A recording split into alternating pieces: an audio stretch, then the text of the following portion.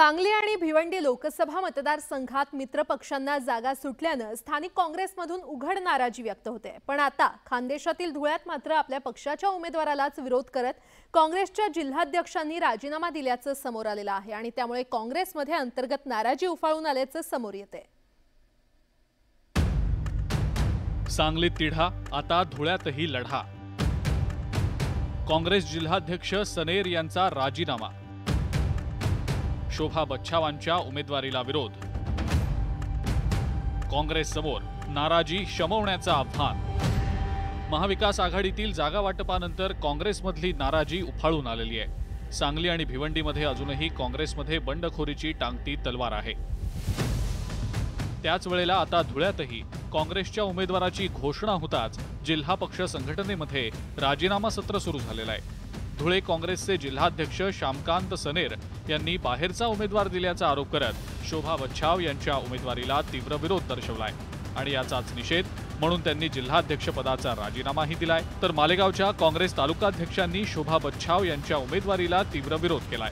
काँग्रेसकडे सक्षम उमेदवार नाही, सक्षम चेहरा नाही, एक सामान्य असल्यामुळे, एक गरीब असल्यामुळे नेतृत्वाने आमच्यासारख्या कार्यकर्त्यांचा बळी घेण्याचं काम केलं आणि म्हणून या व्यथित असल्यामुळे मी आज माझ्या जिल्हाध्यक्षपदाचा राजीनामा प्रदेश अध्यक्षांकडे सुपूर्द करण्याचा निर्णय घेतला। ज्या शोभा बच्छाव यांना विरोध केला जातोय त्यांचं राजकीय वाटचालीचं केंद्र हे नाशिक असल्याचं दिसतंय। डॉक्टर शोभा बच्छाव या मूळच्या मालेगावमधल्या आहेत। त्यांचा आजोळ धुळे जिल्ह्यातला आहे तर सासर हे मालेगाव तालुक्यात आहे। 1990 ते 2004 अशी सलग 15 वर्ष त्या नाशिकमध्ये नगरसेवक होत्या।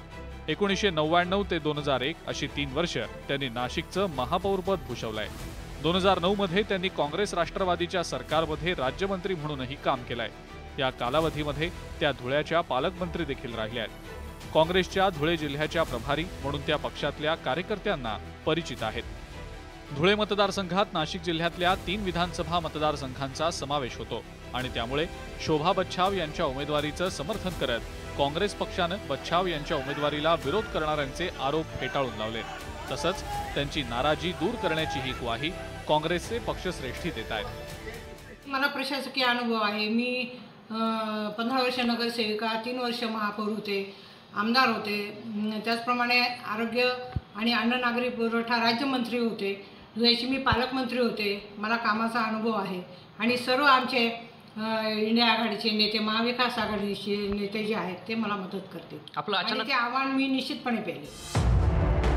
सांगली असो, भिवंडी असो किंवा मग दक्षिण मध्यवर्ण आधीच काँग्रेसमध्ये नाराजीचा सूर उमटतोय आणि याच नाराजी असलेल्या मतदारसंघात आता धुळ्याचाही समावेश आहे। पण धुळ्याची नाराजी ही स्थानिक आणि बाहेरचा या वादातून समोर आल्याचं दिसतंय आणि त्यामुळेच काँग्रेसमध्ये उफाळलेल्या या नाराजीला नाना पटोले आणि काँग्रेसचे वरिष्ठ नेते आळा घालण्यात यशस्वी होतात का हे पाहणं महत्त्वाचं असेल। Bureau report, news 18 Lokmat.